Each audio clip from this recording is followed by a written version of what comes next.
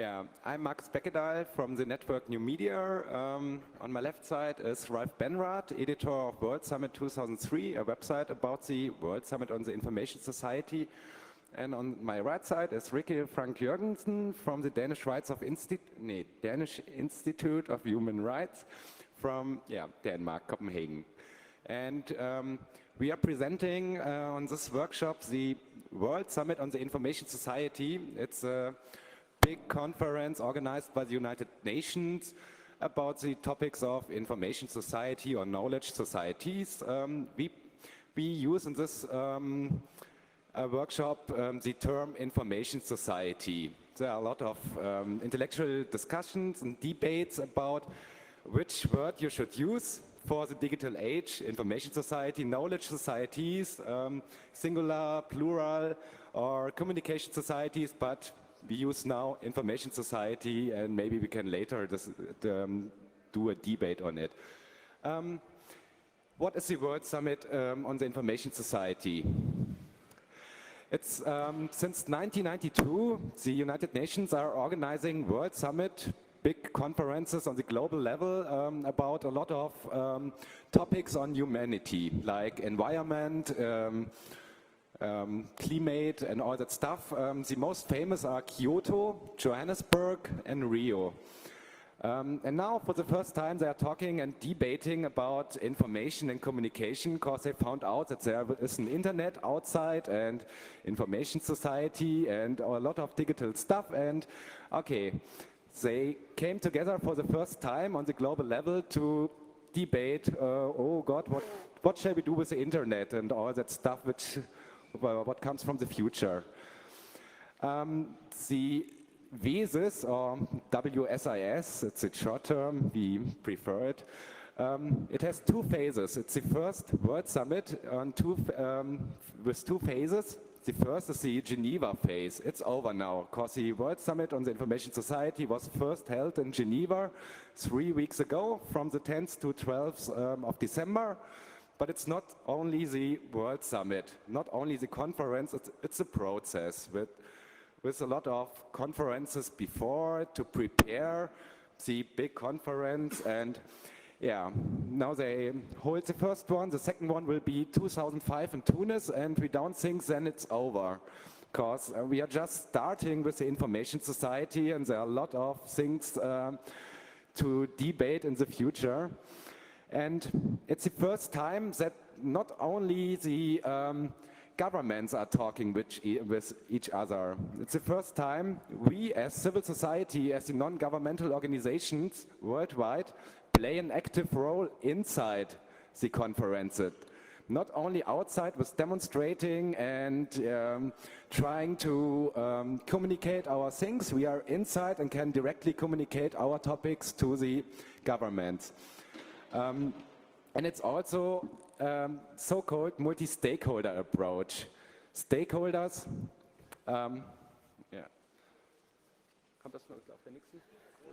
Okay, stakeholders are interest groups. A stakeholder are the governments worldwide. Another stakeholder is the business, because there's a problem. The business owns a lot of information technology infrastructures. And so the governments decided, okay, we should debate or discuss the information society with the business. And okay, there are all the people, the civil societies, non-governmental organizations, the free software communities and all that stuff. Okay, we should debate also with them. And they put together it all in a big multi-stakeholder approach. That's a theory. Yeah. That's right. So we come to this later, and wo ist denn jetzt das Dingens? Output. Okay, what comes out? After 2 years of debate, it was clear at the beginning we want at the end of the Geneva phase a declaration of principles.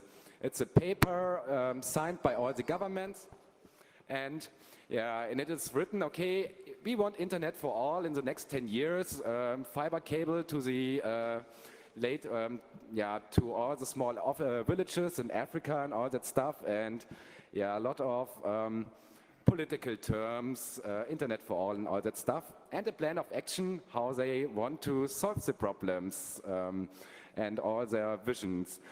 And yeah, there are some principles in the Declaration of Principles. It shall be an inclusive information society. Inclusive is a political term. It means, okay, everyone should have internet and all that stuff. We should invite everyone to take part of it and all that stuff. And digital solidarity. That means, okay, yeah, everyone, yeah, it's the same with inclusive. Yeah, more solidarity for all. The rich countries should maybe pay a little bit to the South, that the South can get more infrastructures, and human rights. It was a big fight to get human rights in it. In the beginning, the governments didn't really realize that human rights are very important in the information society, but we come to this topic later with Ricky. Yeah, and in the 2-year process, there were a lot of unsolved problems. The media has 2 problems defined in the process or during the conferences. It was the question about, okay, who controls the internet, ICANN or ITU? ITU is the International Telecommunication Union. It's a global United Nations organization, and they are responsible for standardizations in the telecommunication business and all that stuff. And yeah, this problem, they shifted to a working group. Okay, we don't want to decide on it now, ITU or ICANN. We create a working group and debate to Tunis on that topic. The other thing was the Digital Solidarity Fund. It's a fund where in the theory the rich northern countries should pay or give money, and the private sector as well, to create digital infrastructures in the third world. Yeah, they also shifted it up to a working group, if that's a good way to create funds or not. So. Yeah, there's actually a first joke already about this summit. 3 heads of states meet in Geneva for the World Summit on the Information Society. The first one says yes, the second one says no, the third one says I agree, and there we have a consensus. Yeah, I just show you briefly, so this was a short introduction how the summit was prepared. 2 years of preparatory process, conferences and so on, what the main very rough outcomes were, and just to give you a short impression of how it really is to be at this kind of World Summit things. It was the first time for us also. We prepared a small kind of slideshow, the good, the bad and the ugly of the World Summit. The really, really good things were well, it was the summit with 16,000, I think, registered participants on one side, tons of government delegates and private sector people, and of course a lot of NGO people, activists and so on. But parallel to that summit, where more or less they delivered their boring diplomacy speeches, parallel to that we had like 200 conferences organized by more mainly organizations from civil society. For example, this year, the World Association of Community Radios, they did a huge one-day conference parallel to the summit, and all kinds of other really, really interesting things. That was really good. The only problem was the time was too short to see everything. What was also good connected to the summit, they had a huge trade fair, in a way, showing how you can use ICT for D, which was the acronym for development. All kinds of interesting things. Some NGOs from Africa, for example, brought, built up a kind of African cyber cafe where people could, use the internet under African conditions with regular power outages and stuff like that. To really show all these politicians and other people how it really is somewhere out there in the third world, without fine DSL and all that stuff. What was really good Markus already mentioned, for the first time, we as NGO activists could participate more or less inside the process. After a while, basically in November, we noticed, well, we can speak there, but they don't listen to us, or at least not enough. So we decided we do our own alternative summit declaration, and that was really developed, among all the participating organizations, roughly, I don't know, how many were they? 500 at least organizations regularly participating in the summit process preparations. And they all together came up with one single civil society alternative summit declaration, which was really, really good. This is a picture from the launching ceremony.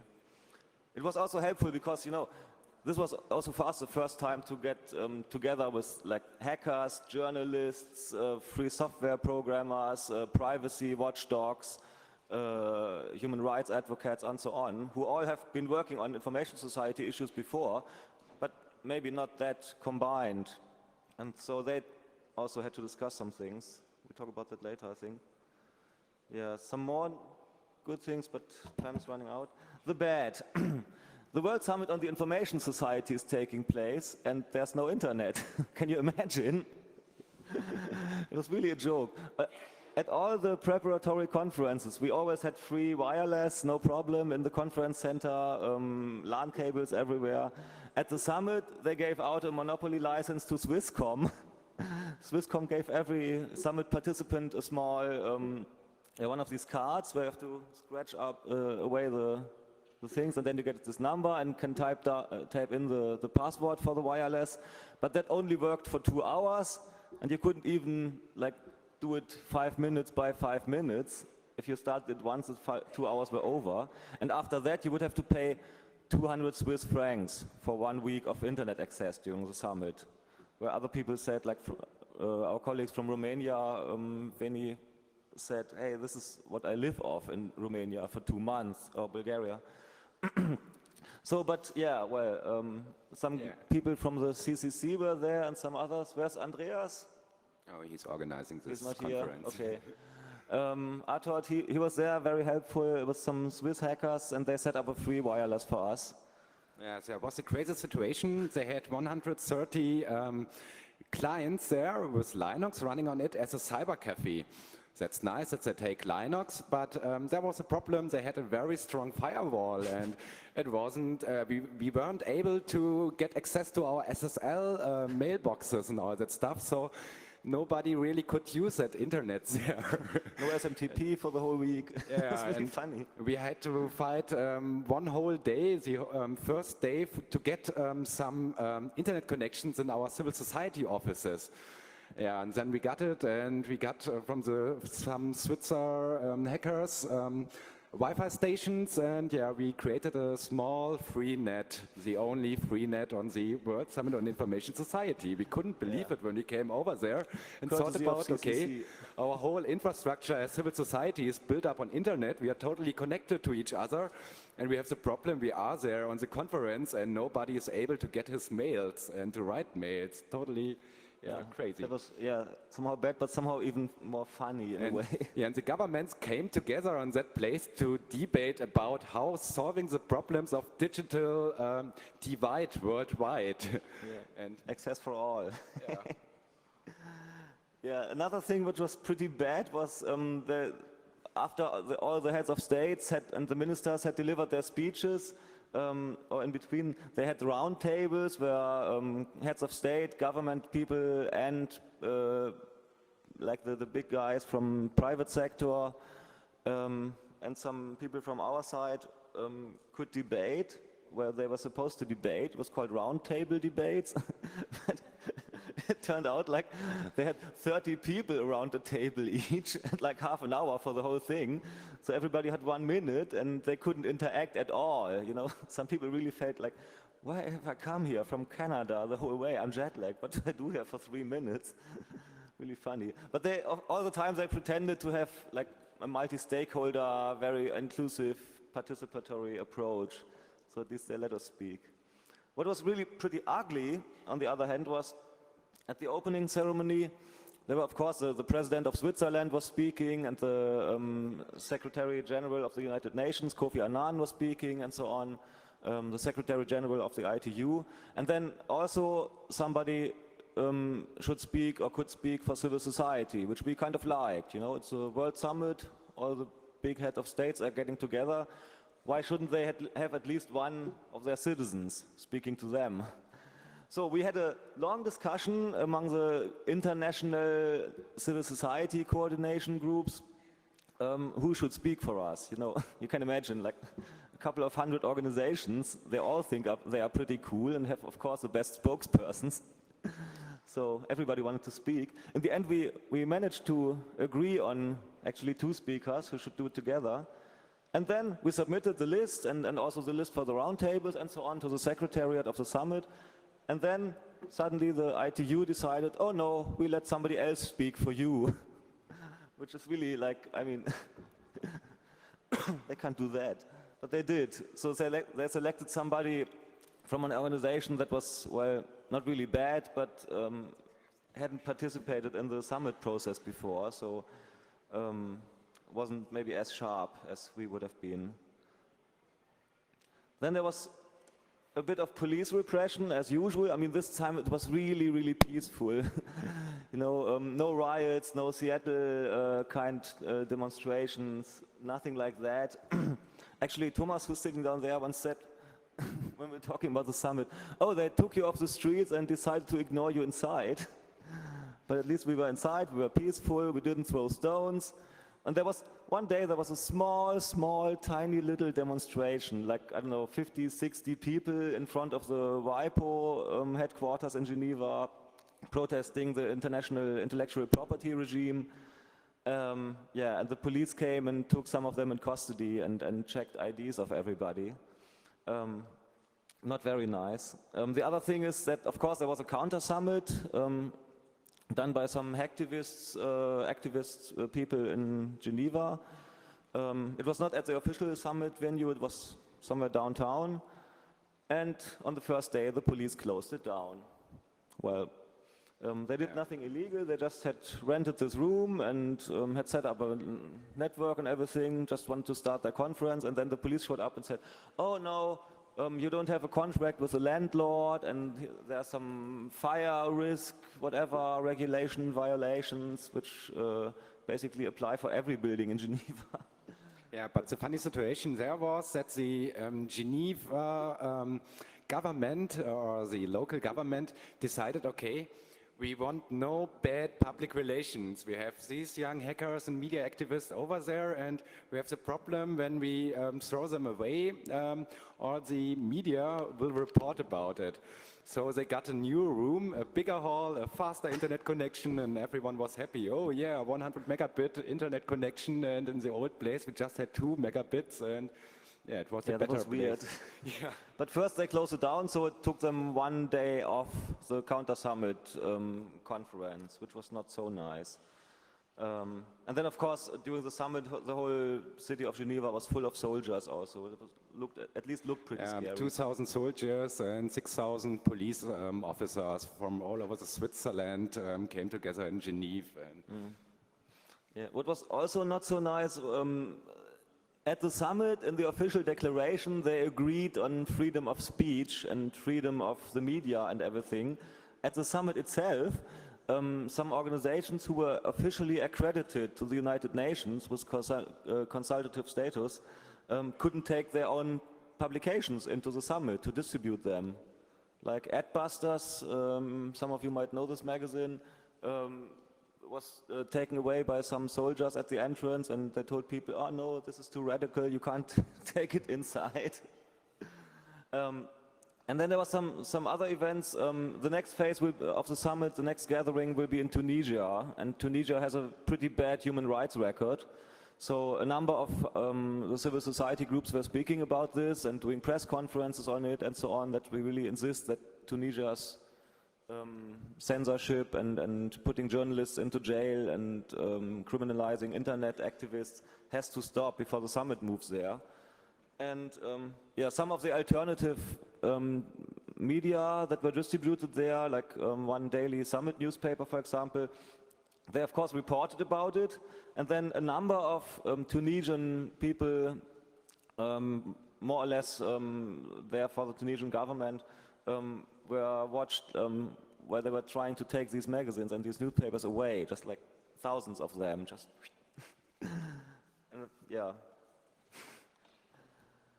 Not very nice. Did I forget anything on censorship? No. Yeah, and then the funniest thing was they also at least mentioned privacy in the official summit declaration. We had a long fight about that with them, and at least it got in somewhere. At the summit itself, when you registered, we have to show that on the, yeah. When you registered, they shot a picture of you, digital picture. It ended up on a nice name tag with a small RFID chip. Nobody ever told us before that there would be RFID chips or stuff like that, or even cameras. We didn't have pictures before at the preparatory conferences. Then you had to walk through these security checks, you know, like at the airport where they check your bags and everything.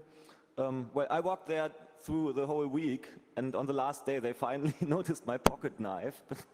Anyway, yeah, and then you had to hold your badge to this thing.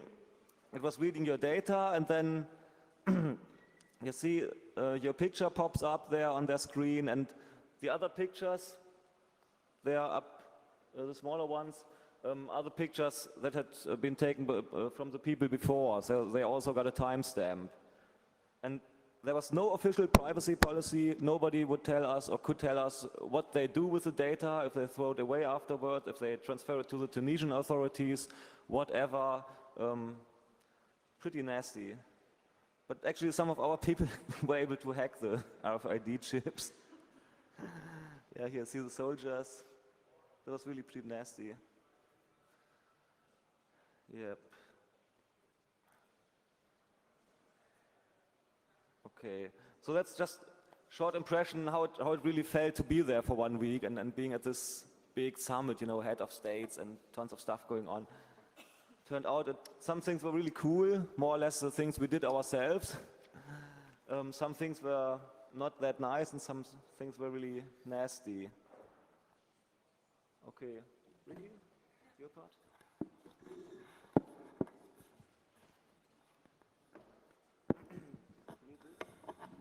No, it's okay.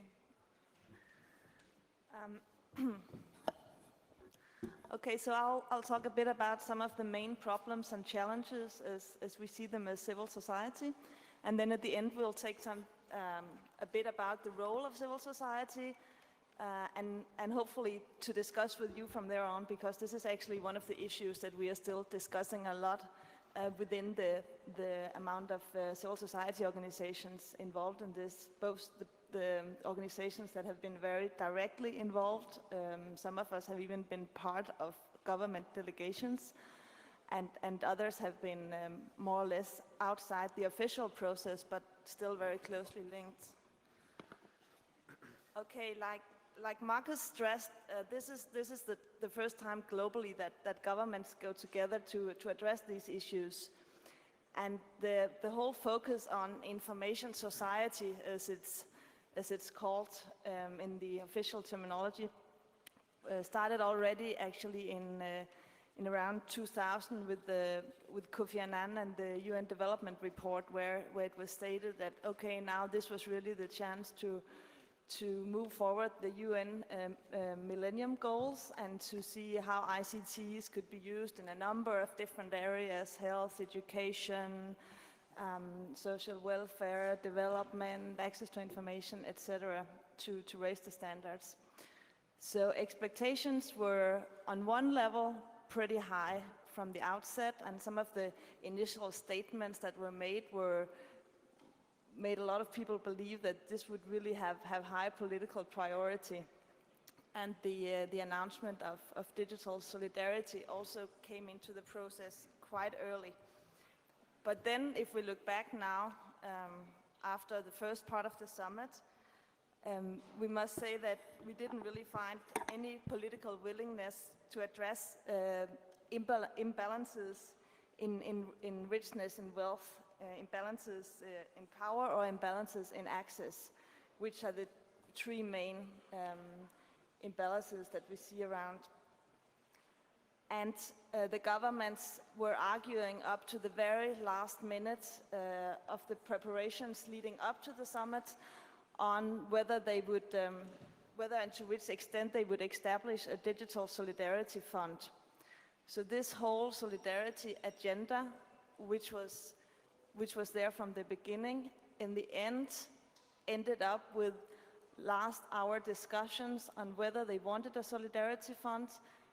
And even if they agree to that, that is still not decided. Now, as was mentioned, there is a working group being established, and they have to look at the existing financial mechanisms and then decide whether some of the funds that are already there can be relocated. And that's probably the most likely thing that will happen, is that they take some of the money already being used for development aid and then redirect it into this fund.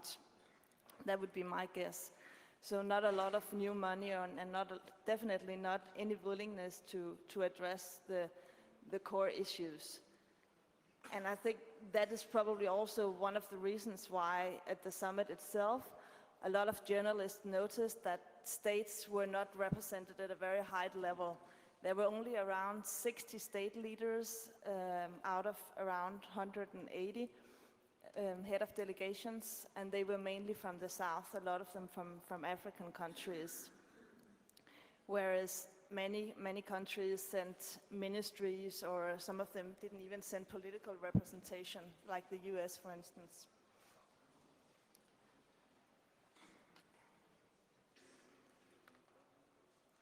Okay. Next issue where there's big problems is the question of internet governance and the whole issue of management control over internet resources. On an organizational level, it can be cut down to the question of ICANN versus ITU or another intergovernmental institution. But actually, on a more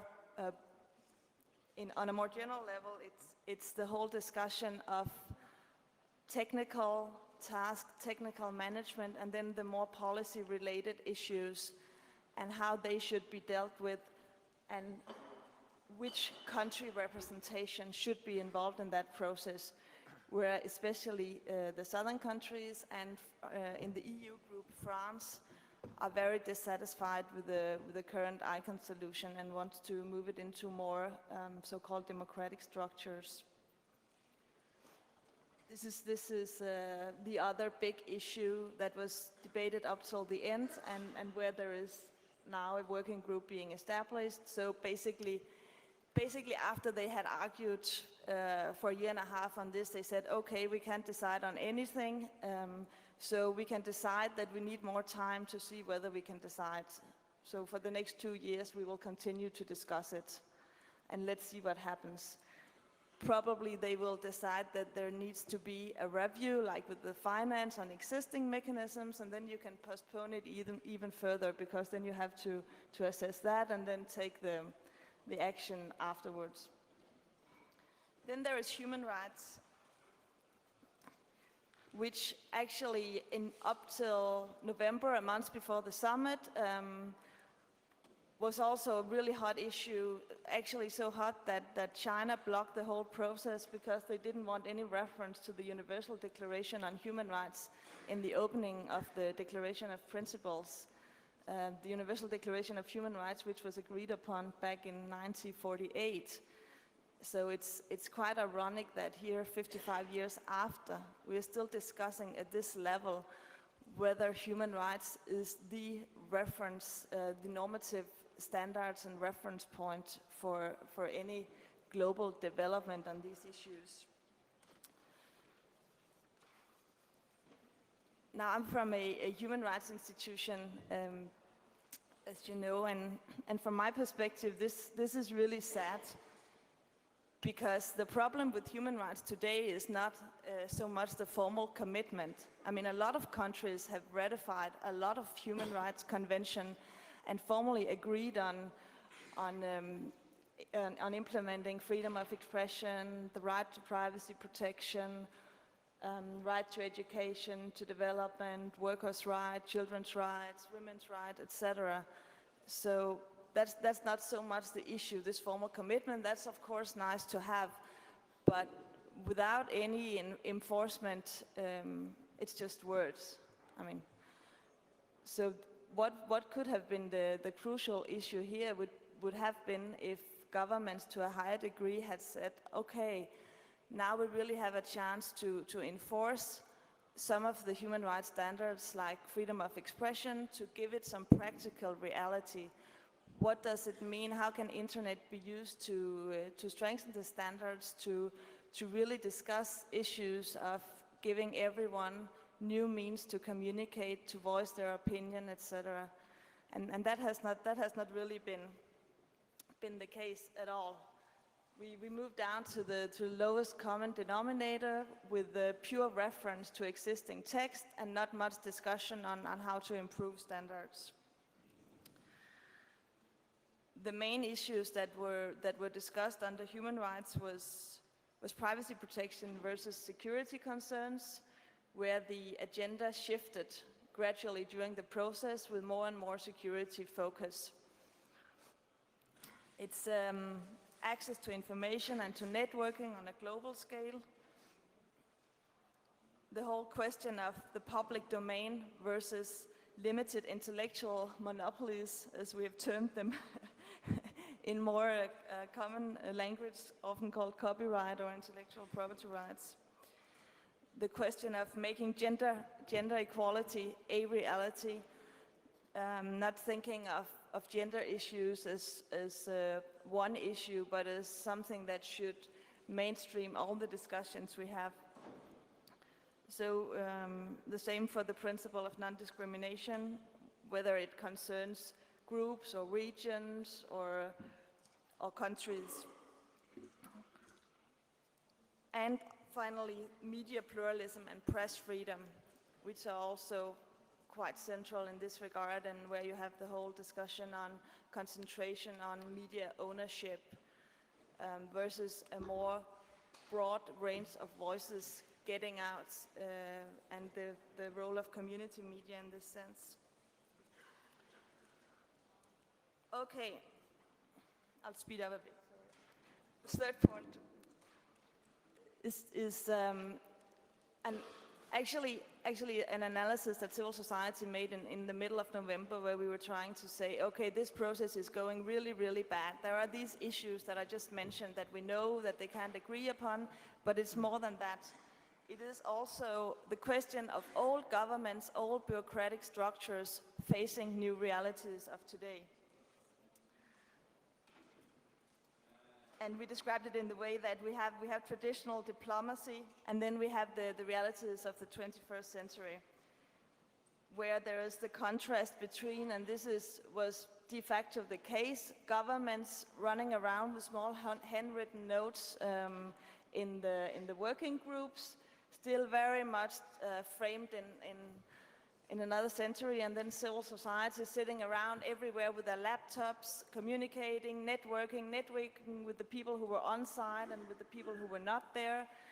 So, for instance, when we were able to get access to working groups, we could be in there, we could take note immediately and mail them out to our colleagues out in the other rooms, and they could send them out on the global list, and they could receive comments back in principle even before the government delegates had left the room with their small notes.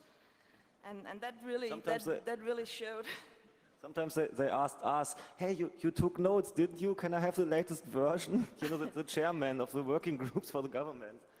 Yeah, because after they had sent all the notes around, they couldn't always remember what was the final sentence they agreed on. So our assessment really is that there is also a lot of fear involved in this whole process, where government fear the power of the new technologies, and they are just beginning to realize, I think to a little extent during this process, that this is not so much about just tools and infrastructure. This is really about communication and networking. And communication and networking, that is empowering for real. So that completely changes the whole role that they are used to play. And for us, it creates a basis for new partnerships and collaboration where we can network and share experience and really make each other stronger on a global level. And for me at least, this was the first time that I really tried that, to see how in reality civil society from all over, by these means, can really strengthen the process and strengthen the inputs we have, each of us. Then there's also, of course, the fear and security paranoia that we all know has been part of the last 2 years, which was also played out in the process. And like Ralph mentioned earlier, the big question is this the kind of agenda that we want to develop for setting this agenda, or do we want to develop our own? And this was exactly why we tried to formulate our own vision and declaration of principles. Not that it's fantastic, not that it's the most visionary document in the world, but at least it's an attempt for us to set a different agenda, where we try to take on some of the crucial issues that we think characterize our reality and the time we are living now, and at the same time includes the many different perspectives on key issues that are at stake in the North and South respectively. And this is also another issue that's quite challenging and difficult here, that it's not only, I mean, it's not Germany and Denmark, it's not Northern Europe only. These discussions really have to include perspectives from people living in a completely different context. Some countries where 70% haven't even seen a computer, other countries where the fight against poverty and the daily survival are so big that they want naturally the right to development, their right to development, to be put very first on the agenda, and they think some of the long discussions we have on property rights or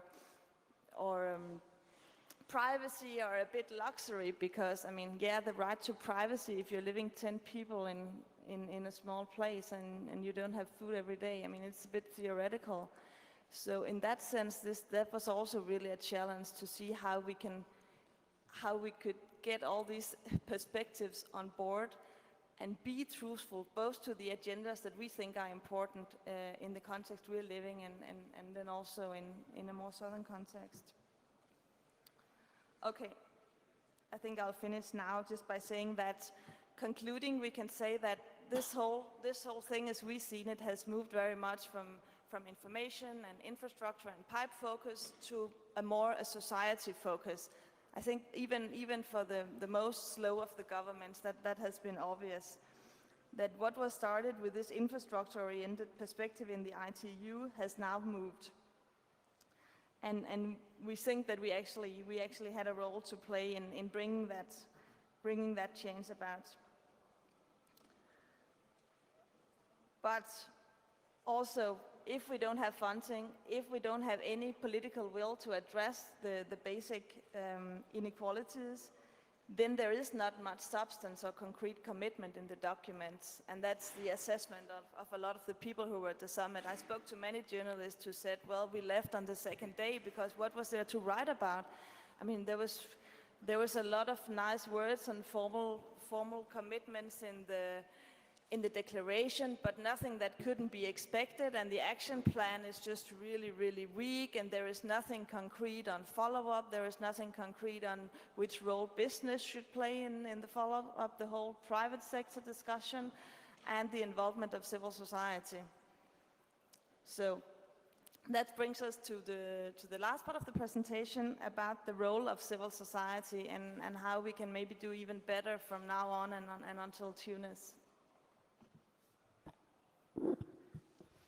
Okay, what was the role of civil society?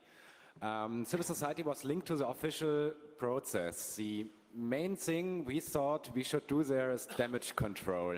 We thought about the most bad draft declaration we could imagine, that it comes out when all the governments are coming together discussing about internet and ICT, where the problem is that all the governments or diplomats come together on every United Nations conference, debating on every single issue, what you can imagine. And now there's the next issue, okay, information society. We shall come over, debate it, and yeah. So we did 2 years full of damage control, try to explain the governments, okay, there is the internet, we should start at the beginning. There are servers and clients and all that stuff, and they didn't really know that. That was very, crazy. So we fought the evil, and we got it. It's not as bad as we imagined.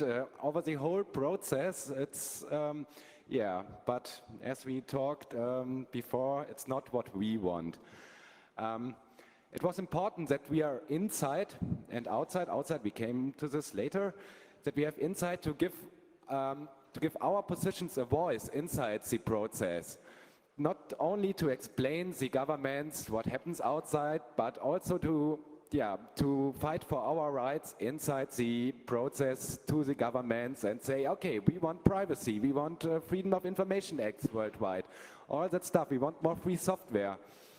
And so we managed some impacts on the declaration. We got free software in. It was a big fight against the United States and Microsoft, but we got it. It's not, we wanted to have something written like free software is the best. Okay, that was not possible. So it's proprietary software and open source software and free software are all equal, good for the future and all that stuff. But we got free software in. There's also, as Ricky told before, the intellectual property stuff. There was a very strong paragraph on intellectual property, how good that is for creativity and all that stuff. Also by lobbying of the United States and all that stuff. With the help of Brazil has now a left-wing government and they are totally migrating to free software on all levels. And they fought until the week before the conference that there should be a balance of intellectual property in the draft declaration. And they got it. So it's not only intellectual property is good for creativity. There's now the balance between, okay, intellectual property is good, but also sharing knowledge is good, what we want. Sharing knowledge, free software is just the beginning. We create our own future on sharing knowledge.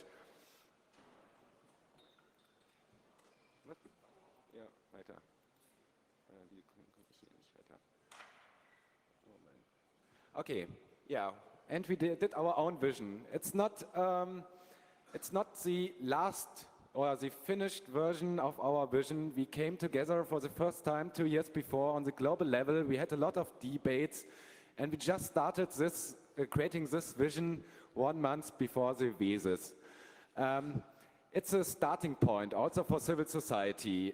We have to discuss our vision more and more over the next 2 years, but we showed the governments, okay, you come together for 2 years and your draft declaration comes out, okay, that's not that what we want, but we as civil society, we were able to write our own vision in 1 month.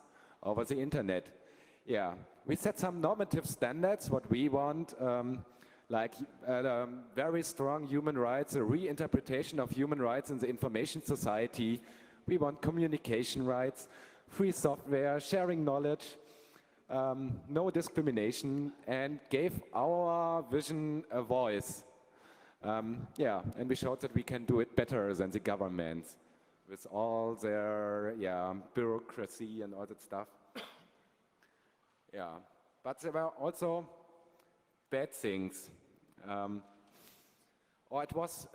was always for us the problem, risk or challenge, when you are sitting 2 years on in the process, always taking a look what the governments decided in their working groups and all that stuff, and you came totally into the system thinking. So we had the problem to switch over to, okay, only civil society, we are creating now our vision, and back to, okay, now we have to think how the government think, and that was a little bit problem, maybe a risk, but yeah, we learned a lot, so we hope that in the next 2 years we can play better with the two systems, switch better between the two systems, and not to become speechless with only yeah, taking a look on the governmental draftings and okay, they wrote a very bad sentence, we have to write a better sentence and we have 5 minutes, okay. That was a big problem because we didn't really had to had the debate inside the civil society because we are always doing damage control, damage control, damage control. Yeah. On the positive side, there, after these 2 years of full stress and all that stuff, we found out, or during the process, it's the best thing that could happen to civil society or net politics and information society. The United Nations started a very big networking campaign for non-governmental organizations of the whole world.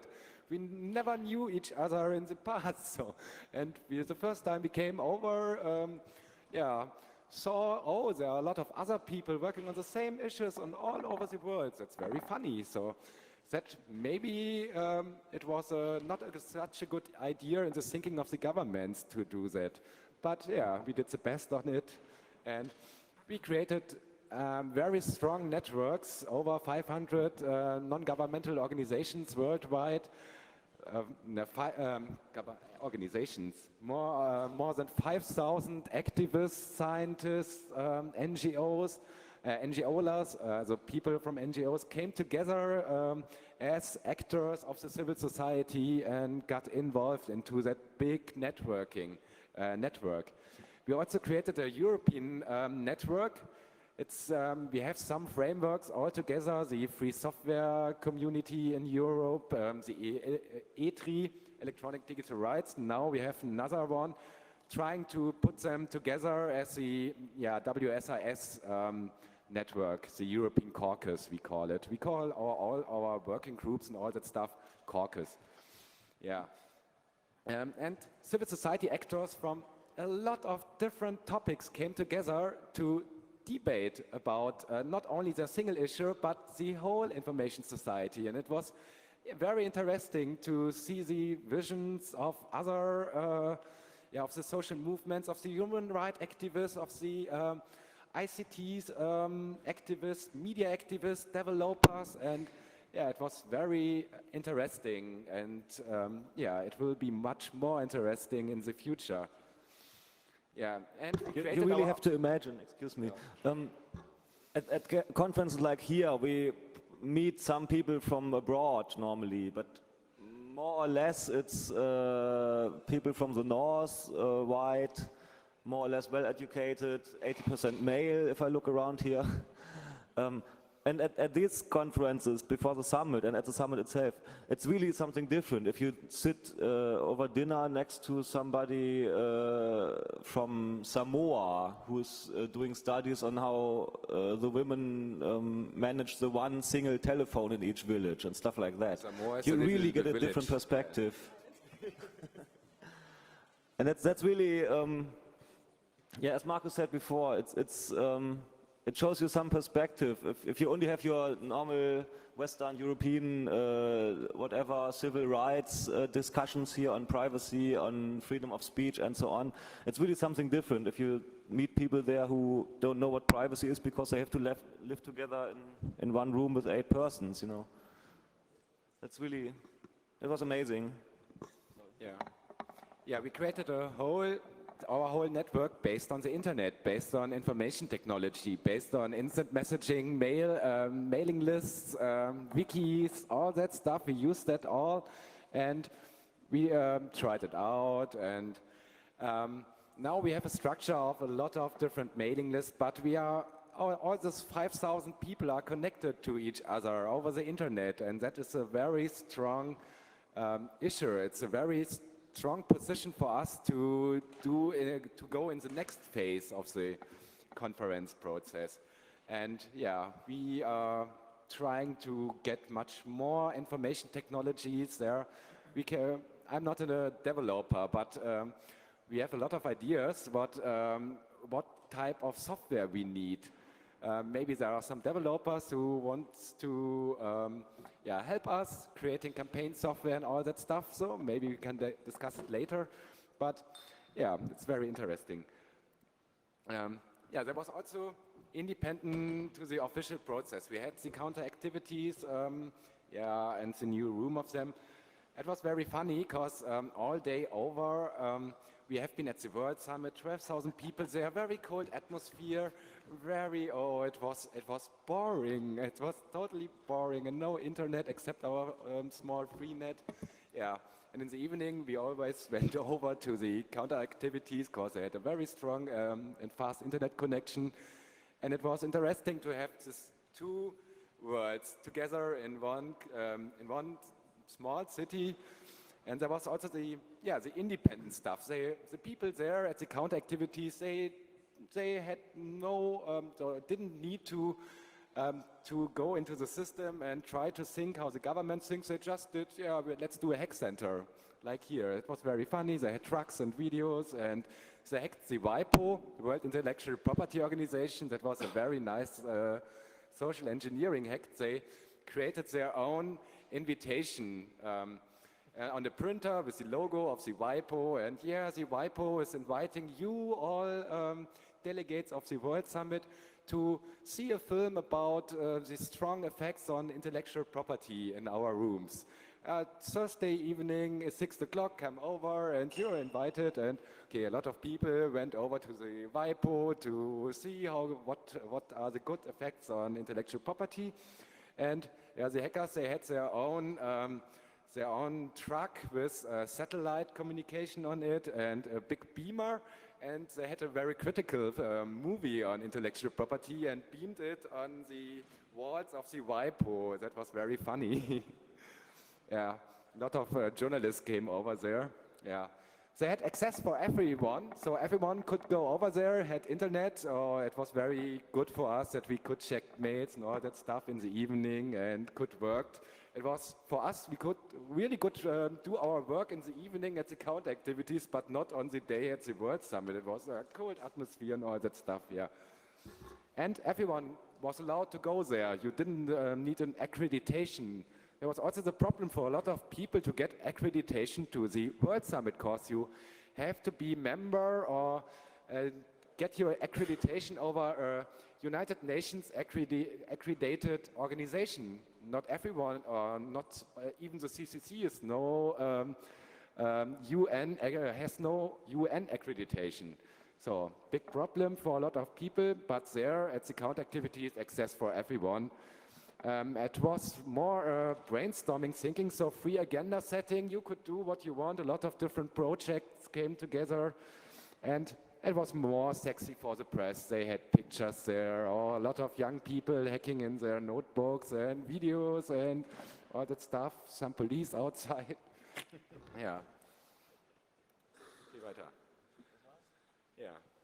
So that was the thing. We try to describe what happens on the World Summit. What can you do? The process is not over. We are starting with the information age, the digital age, information society. We are all consumers. A lot of people are activists and all that stuff. But we have all together, we are living in the information society. We are creating the information society, not the old governments, the old politicians who are living in their old thinking, in their old world. It's our future and our information society. So we should give our positions, our visions a voice. And we should get more connected to each other, not everyone working on his thing, but to create a big network or big framework from the free software movement over the human rights activists to all the developing NGOs and all that stuff, and give our things a voice. And not only in this WSIS process, here are a lot of political workshops. there's so much bad things happens outside because a lot of old politicians are doing laws about the information society, and they don't understand it. And they have the problem that there are not really much people who can explain them. But here we are all people who are able to explain the old politicians what happens outside, to tell them, okay, there's a client and a server, and you have to think forward and all that stuff. So, do inform yourself about the topics and try to do something, fight for your rights. It's our information society, and it's not only about being a political activist, also writing free software is a kind of doing protest or creating this sharing information society based on sharing knowledge and all that stuff. If you had heard about the World Summit on the Information Society before you came here today? Oh, that's quite a lot, actually.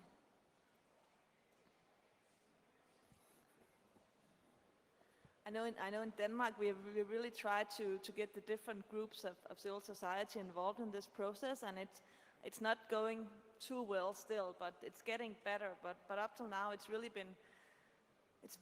been very limited how many organizations have been involved, and we have the problem that since these issues are so broad, I mean, basically captures all kinds of aspects of society, we also need to address much more broadly the organizations working with it. So one thing we're working on now is to get more, both to get the traditional development organizations involved, and then the more digital rights focused organizations, environment, people with disabilities, a broad range, librarians, because it's also about information access and the role they should play, the lawyers, and of course the researchers. So this is also a bit different with this summit and these topics. I think that the issues are so broad that it really calls for a lot of actors to be involved, and not only the more narrow ICTs or ICT-oriented civil society organizations. Yeah, that was very interesting for us when we started creating a German network, the WSIS Koordinierungskreis 2 years ago. We thought about, okay, let's do a big network on ICT organizations. And then we had the situation that there came some environmental organizations or developing organizations and churches and all that stuff we couldn't really imagine. And now we are up to 20 different organizations from different single issue topics, and we are all working interdisciplinary on the topic, and that's very interesting. And yeah, the main problem is 1 month before or 1.5 months before, absolutely nobody really knew that there is a World Summit on the Information Society. That was totally a little bit crazy for us, because we were working on it since 2 years, and we thought about it's so important, but the media didn't report on it. It was nothing so, oh yeah, Information Society, yeah, but what about spam? So spam is very important. So yeah, so the German press agency did their first press text 2 weeks before the World Summit, and they called it World Summit Against Spam. And we were sitting there seeing this, the German press agency is writing about the WSIS, cool. What? World Summit Against Spam? We didn't notice that, so totally, crazy. I think even until the week where the summit actually took place, one press agency, I forgot which one it was, AFP or something, or Reuters, they still called it the World Summit on Information Technology, not on Information Society.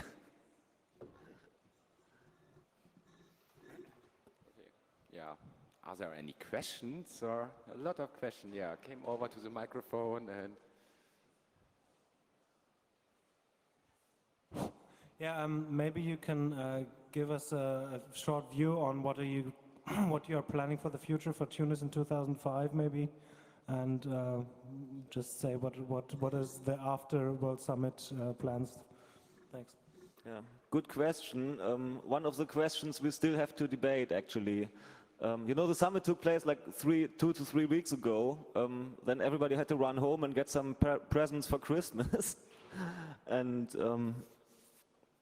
so the whole debate here in Germany as well as internationally is just starting, or still has to start more or less, on how we want to continue. Do we continue? In which way?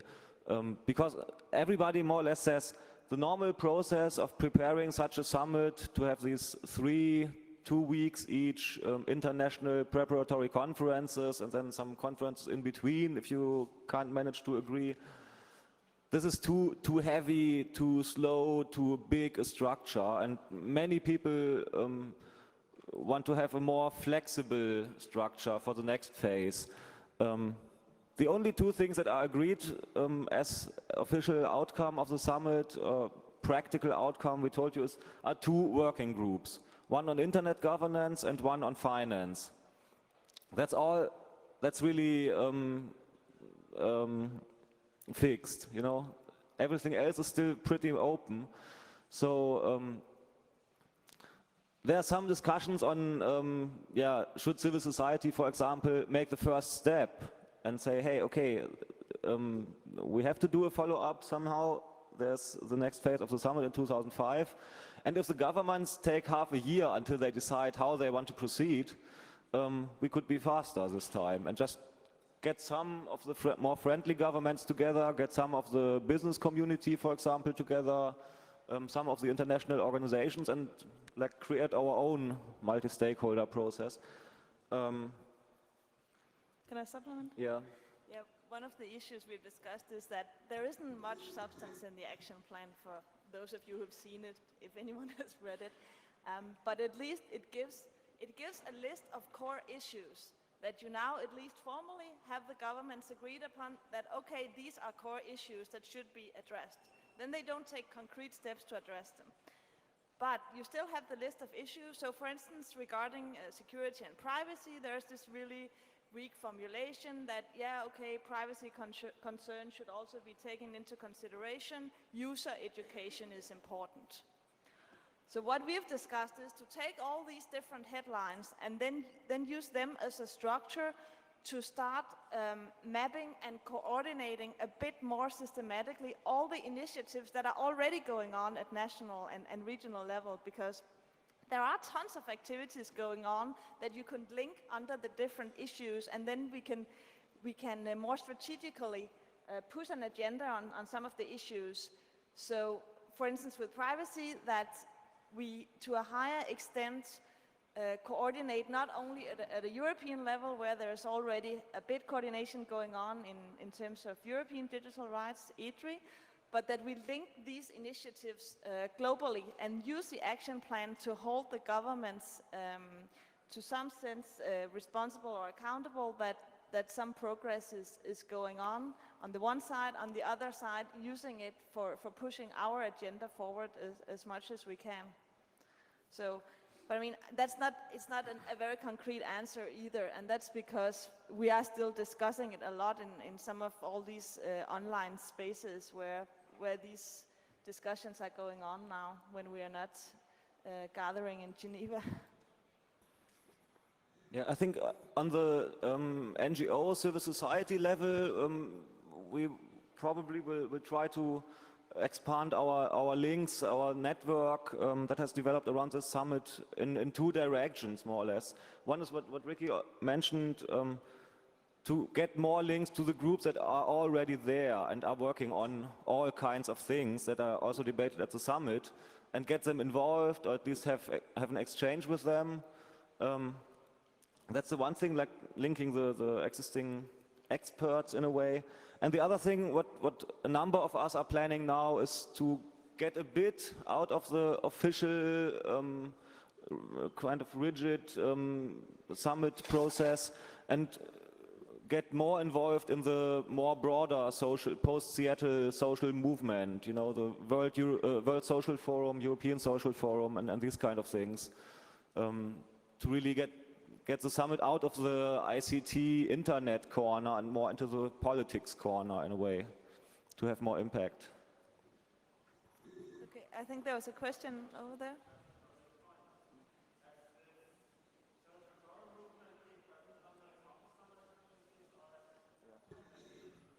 Yeah, the Counter Summit actually has been prepared at the European Social Forum and related meetings before, yeah.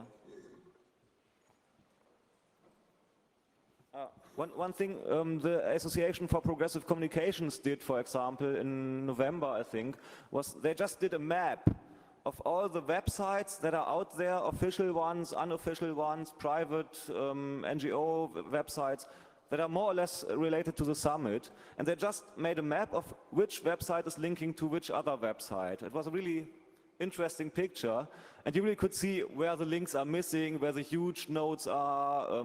For example, the Counter Summit was a very small node actually, and the more inside involved actors were bigger, and we are planning to do that on a more broader scale with all the other social movements and try to see where more links are needed in a way.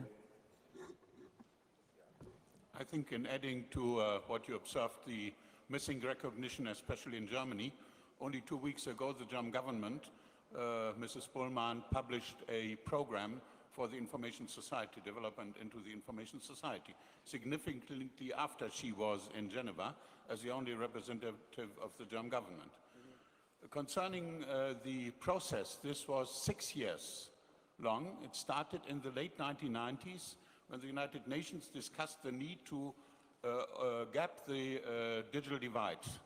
They observed that some countries in Asia and Africa, and also between the so-called developed nations, have highly differences in usage of ICT, in opportunities, but also in risks. And so they decided to prepare a plan, which was then the Millennium Goal, which the lady from Denmark mentioned. And in this decision of the General Assembly in 2000, they decided that they would hold the first summit in 2003. At that time, they could have selected a much worse organization, UN organization, which also is situated in Geneva, namely WIPO.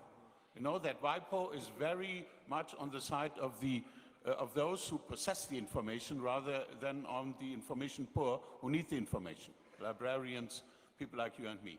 So in some sense it was wise, though technocratic, to ask the International Telecommunication Union, ITU, to hold the event. But in my view, this was a good decision because ITU did not try to influence the process except organizing it.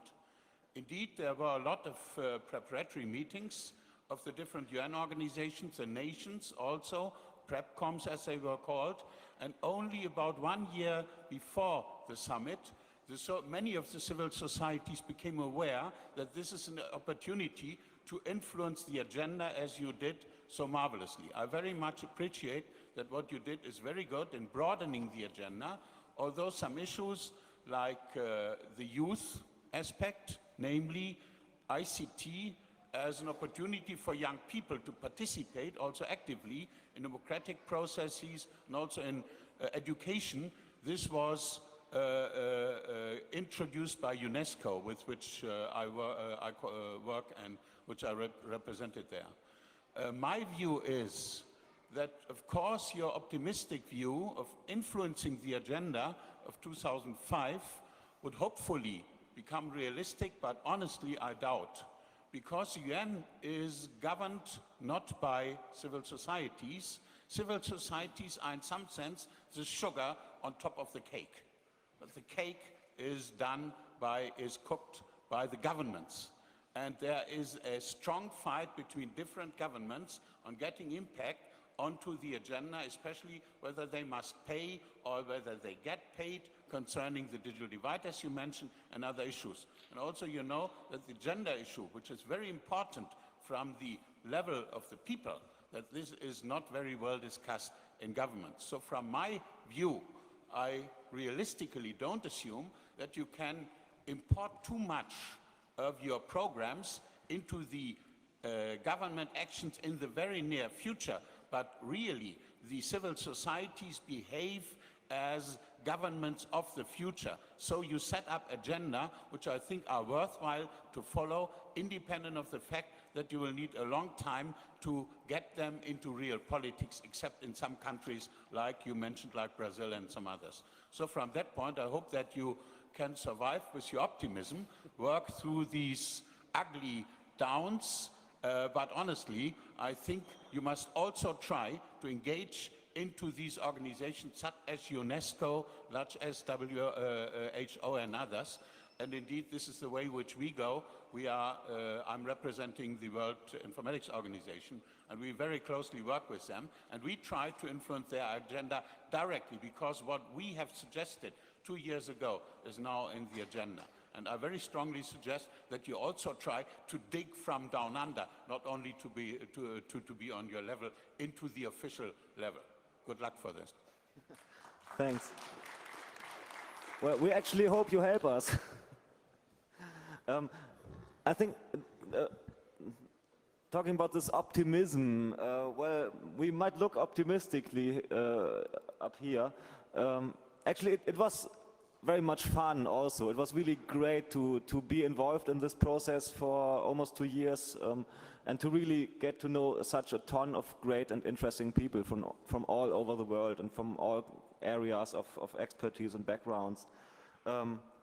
Our optimism that does not spread only from where we succeeded in small little parts in influencing the official outcomes of the summit. That was just damage control, as Markus has explained. Sometimes we succeeded, sometimes a bit more, sometimes a bit less. I think in general, we did help shifting the whole discussion from information to society. But that was only one of our goals. The other goals, which we discussed before we became involved in the whole process, was, what Markus already has said before. We can use the summit as an opportunity to, of course, influence the official summit outcomes a bit, but of course to use it as a networking opportunity, to really network among ourselves here in Germany, for example, in Europe and all over the world. And of course, using the publicity we knew that would be there at the summit itself, at least for 1 week. So it's not only about influencing the official summit stuff, but it's also about building our own networks and just using this huge process as a chance for that. And of course, it's also a bit a general thing which has started there, not on the issues, not on how much privacy language we were able to get in, or how much freedom of information or access to whatever is in there, but it's also about the opening of the United Nations system. In a way, it's about democratization of global governance. What has started there, and we have fought a bit for that also. But that takes some patience, of course. Also, a small question. My name is Peter Krell from GameFace magazine here in Berlin, and I would like to ask one question, which would be: has at the World Summit on the Information Society been any talks about computer games and other means of representing knowledge? Because the representation modes of knowledge might shift in the run of development of computer technologies, and I believe that there might be also other means of discussing with each other in a media-augmented way. So this would be like another aspect to be thinking about when talking about setting up a global policy, or how the mode of representation of this kind of policy could be basically implemented in a world standard format. So I believe there might be great innovatively driven aspects to be keeping up the optimism that we are on the right track, and we are maybe clearing up the field for a new kind of rhetoric also, which is not basically the rhetoric we've been already listening to for a long time, and it's been becoming a standard for the last 30 or 40 years. So I believe there might be other means of talking with people in a media-augmented way. And I think, if you look at people in China or people in other countries, they have this psychologically driven whatsoever representational problems when they talk with each other. So I think, just to be honest, or have some more justice, really, with people who've been talking in the diplomatic field also. I believe it would be very, very interesting to be thinking about codes for one thing, this 2D representation format, but also like new forms of high languages which we haven't created yet maybe. And I think this is why we have to look at representation and epistemic questions really. So this is like what I would like to put forward with this claim. Thank you very much. Yeah, they just talked about use control. Nee, was heißt das? Use protection.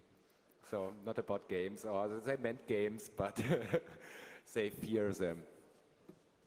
But all the other questions you raised, epistemology is way too abstract for politicians and for diplomats.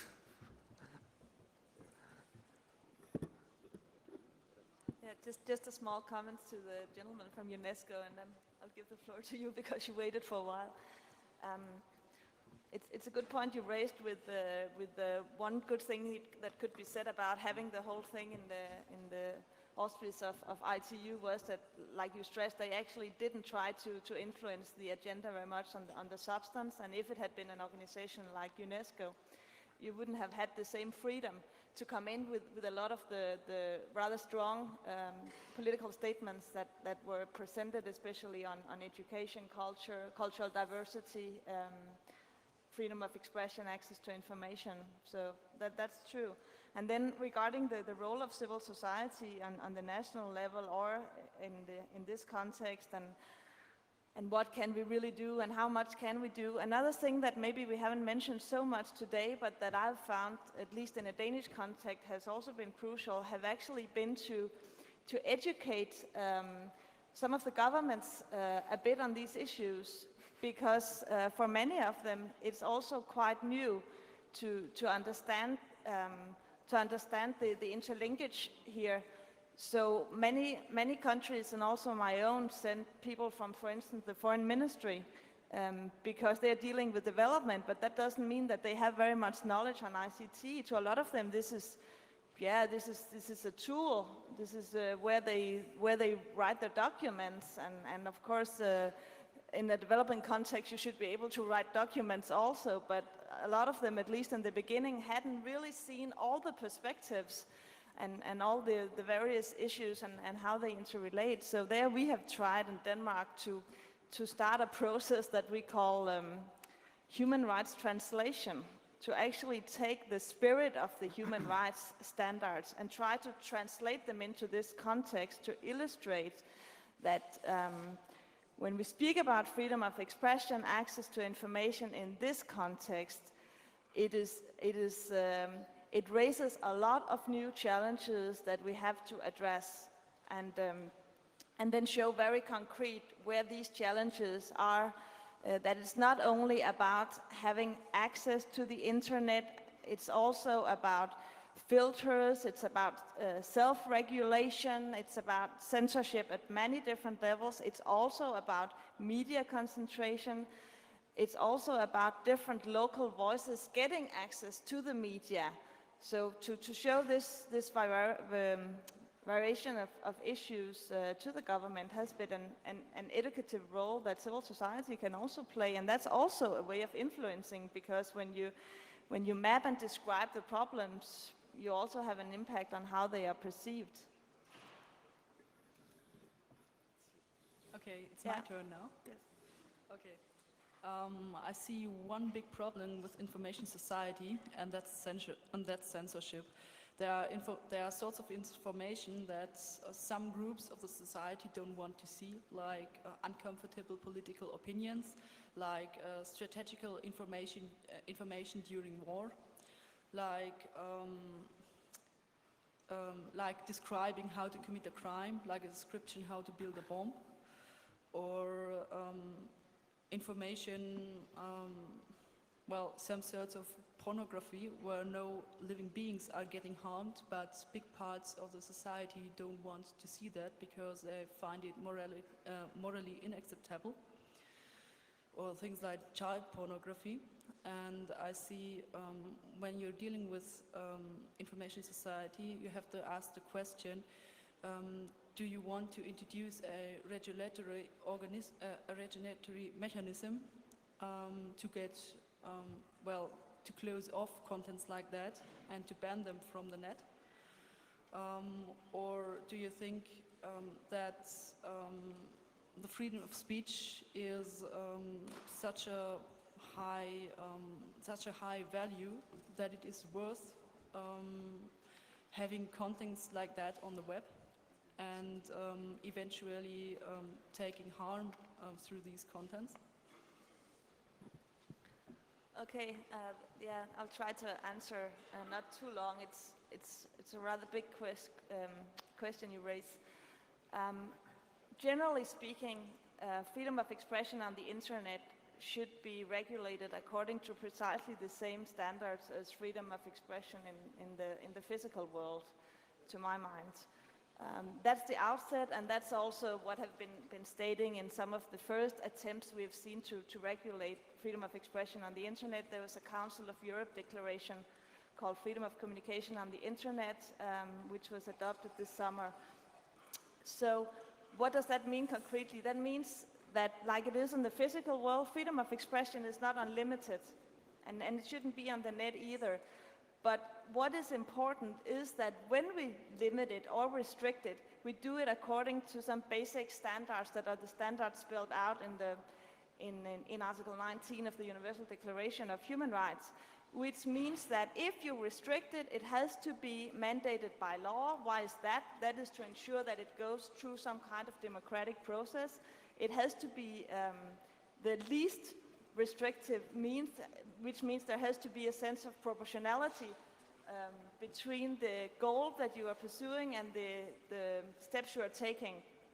And it has to be what is called necessary in a democratic society, which again speaks to the proportionality of the measure. So to make it more concrete, in Denmark, for instance, in Denmark, pornography is legal in the physical public sphere, so of course it should be freely accessible on the internet as well. We can't have separate rules regimes, whereas child pornography, that's illegal. That's illegal offline, so of course it's illegal online also. So that would be my easy answer. But then of course there are a lot of new complications because information flow across borders in different ways on the internet. So some of the challenging of enforcing these principles are a lot more difficult online than they are offline. But I think we have to stick to the same standards, and that's really, really important. We also have to stick to the standard called rule of law, which means that I, for instance, am very skeptical towards self-regulation. We see a tendency in these years where a lot of private parties like internet service providers are encouraged to self-regulate because often governments feel that, here we need the private industry involved. We don't want to over-regulate, and they shouldn't over-regulate, but we should be aware that when we ask internet service providers to self-regulate the public sphere of the internet, we ask private parties to make these restrictions. And then you can say, okay, as long as I can shift from one internet service provider to another, if for some reason they don't want the content I put on my websites, then it's not a problem. But if all the internet service providers all of a sudden agree on common codes of conduct, for instance, regarding some moral stuff or political stuff or child potentially harmful stuff, then you really have a freedom of expression problem. Okay, I see your standard. But e.g., in the new edition of the German Jugendschutzgesetz, and if you compare the standards for carrier mediums with the standards for telemediums set up in the Jugendmedienschutzstaatsvertrag, then you see that the restrictions for media on the internet are far more restrictive than for media, than for contents on carrier media. That's an example where your standard for equal treatment isn't fit. Yeah. Sure, there are a lot of cases like that all over. Yeah, but that's maybe a general problem we have been trying to fight the whole time, that everywhere where interaction between people, communication, whatever, collaboration between people that used to take place offline in the real world and is now taking place online through information media, then there's some technology involved suddenly, and then always at these points the governments think, hey, cool, we have some information technology involved here, so we can get a bit more control on what people do and what people can't do. And then we always have to fight and say, hey, no, you can't try to control us more just because the technology can help you to do that. Remember, there's still some human rights standards and so on that also apply to the online world. But that's a general struggle all the time, I see. Because the governments just think, hey, it's possible now to get filter technologies and stuff, so we should do it. And we always have to remind them of, you don't have to do everything you can. You should maybe think about what you want to do and what you don't want to do. So in a way, it's a bit also related to the discussion on information technology and internet governance, or no governance at all, like internet anarchy in a way. Okay, if I get your point, then you're for self-regulation, but you still didn't answer the question if a state, a local government, should have the right to force someone to take content off the internet. Sorry, could you repeat it? I wanted to know, do you think that it is good if a local government has the right to force one of their citizens to take a certain content off the internet? I think for content to be removed from the internet, I prefer, and this is not reality, I know it, but I really prefer a court order. So if there is a case with some material, and let's say, for instance, that it's we have cases like that in Denmark. A lot of parents call up an internet service provider and they say there are some stuff there that they are really concerned about. They think that it's child pornography, and the internet service providers is maybe a small one or maybe a medium-sized one. Anyhow, they don't have a lot of expertise in making this assessment. That's not their area of expertise. But on the other hand, they don't want to get into liability trouble either. So I would really prefer in all these cases that it goes to a court, because courts are where people are trained to make that kind of assessment and to say, is this on the right, on the wrong side on what we call child pornography in a legal sense. And if it is, then of course it should be investigated and removed immediately. If not, if it's completely legal, no, then it shouldn't go off. Why should it? That would be my answer. Okay, surely you know that there's always a gray area. Yeah, there is, but that's exactly why I think it's so important who make that decision, because that's what laws and courts are for. That's exactly for making that kind of assessment. And then I know I'm speaking from an ideal perspective, because there are a lot of countries where the rule of law doesn't function like this, and then I can sit here with all my principles. If the courts are not working like that, then you still have the problem, of course. Okay, and in cases like that, that a content has to be taken off from the web because of the order of a court, should it disappear without any trace, or should there be kept lists that and that website had to be removed because of that and that content? Yes, definitely the latter. Mm-hmm. Yeah. So what do you think about the non-public lists in the German Jugendschutzgesetz? Sorry, I don't know that case. Okay. Maybe we should debate the topic on youth protection in Germany later. Okay, no problem. Debate here more about the World Summit. Okay. Okay, I just wanted to tell you about that certain subject. That's everything. Yeah. We know already that, but thank you. Okay. Other questions?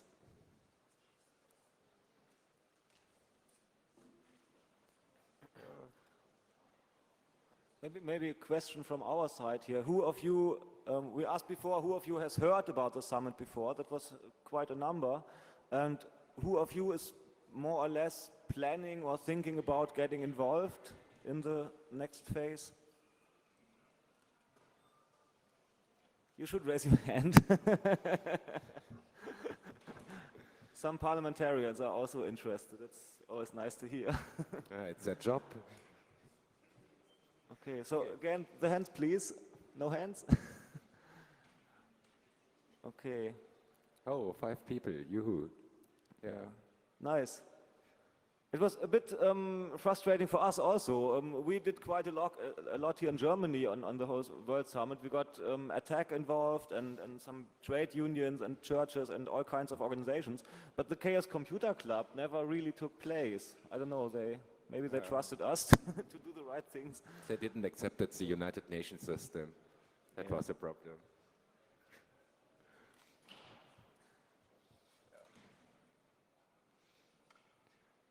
Yeah, then we are ready. That's fine. And we can go out.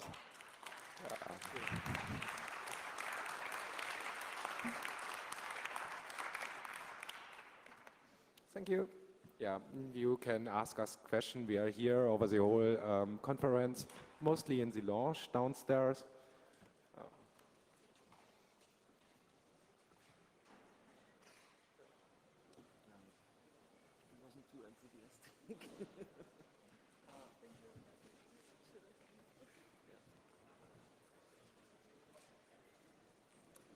Ja. Nicht für den CCC, die waren einfach nicht da.